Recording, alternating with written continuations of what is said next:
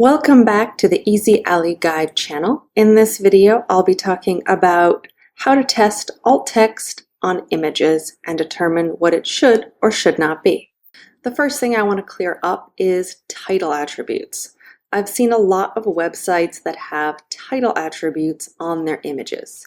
These do not belong. Delete all of your title attributes. So here's an example of a wrong way to do it. And here we have an image with a source, a title, and separate alt text.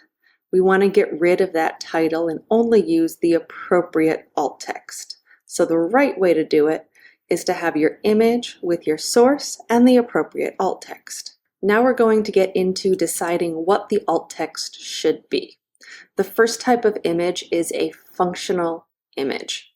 This means that the image serves as a button or a link. In this case, the image must clearly say what action will happen.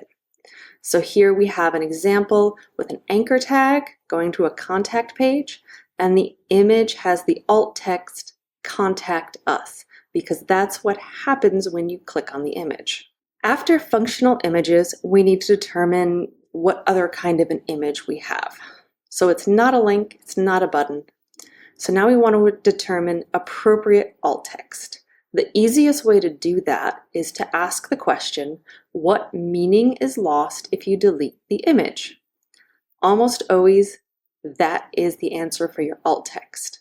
And it's important to note that alt text is context sensitive, which means that the same image may have different alt text depending upon its use. For example, if I had a blog post and I already had like 10 different pictures from a hiking trip, probably several of them would have empty alt text. While they're visually interesting and they add some spice to the blog post, many of them won't actually be of importance. If nothing is lost by completely deleting the image, then the alt text should be empty. That either looks like image source with a URL, alt equals quote quote, or it could look like image source with a URL and just the 3 letters ALT. Either one is perfectly fine for a decorative image. If you are using an image as a CSS background, then it needs to be decorative because there's no way to apply alt text to a background image. If the image is informative, then you want to ask the question, what meaning is lost by deleting it? In this case, this image in this context will say Jen and Artemis at Patapsco River. We always want to avoid saying photo of or image of. A screen reader will already be reading out that it's an image. The part about this being context sensitive would be, is it important that the dog is listed as being a German Shepherd? Does it matter that we even mention that she's a dog? It may or may not. It depends on the rest of the context on the page.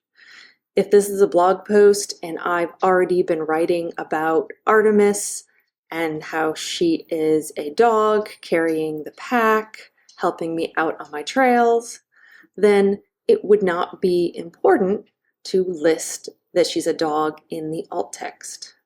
In other circumstances, we might be comparing different breeds of dog, in which case including the breed would be really important. Once you've decided that you're going to have alt text, you want to decide whether it should be alt text or a caption. Alt text is intended to be short and sweet. A caption can be longer, and a caption is also available for anyone looking at the image. I really love when captions are used on galleries, because then I can see what each of the images in the gallery is for and why you added it. For example, it might be a gallery of an event, and it's important to attach the people's names so that I can visually see those names and I can see who the people I actually met at the event are. When you're using a caption, you will normally have empty alt text. Here's an example of a time where you might want to have a little bit of alt text and then a much longer description. Here I have an image source, and the alt text is a male peacock head. We have an aria described by and a description. So this is going to be a paragraph, and this paragraph is going to be available to everyone because everyone is going to want the extra information about what is actually important in this image. The details about the crown on the peacock's head, that is important, and you want to tell all of the visitors, regardless of whether or not they're sighted, about that information. Next, we have images of text. Text can be in photos. Text should not be arbitrarily put into images just because. Here's an example from the Maryland Text Connect website, and the logo is when text should be in a photo because it's going to be special stylized text with an image. There's some icons and graphics in the logo. The second one is a yellow box, and they put important, useful text into an image. That should be actual text and should not be an image. The next is complex. These are charts, graphs, infographics, and similar types of things. The description for this needs to be available somewhere else. There's no way I can accurately describe this chart in just a sentence. I need a lot more room to explain the chart and write it out. Here I would need to have a table created, and in that table have all of the data available so that someone would be able to understand the content here even if they couldn't see the chart.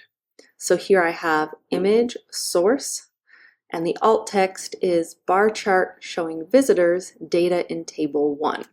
And I would need to have a specific table labeled as table 1 to indicate that that's the data that corresponds to this. So that is how you test for your images and their appropriate alt text.